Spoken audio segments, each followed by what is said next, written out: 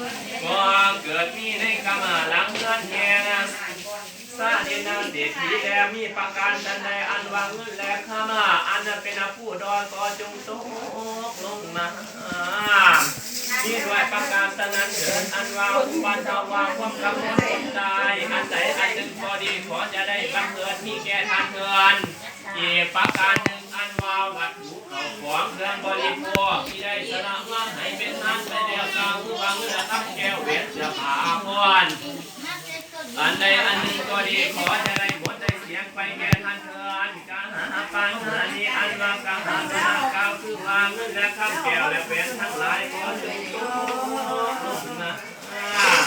ทะเลได้ยาวเพื่อและหอมห่วงแหงพญามันทาสุรามีประการใดอันวางเขาของของแก้วเงินและข้ามทั้งหลายขอจงลงมา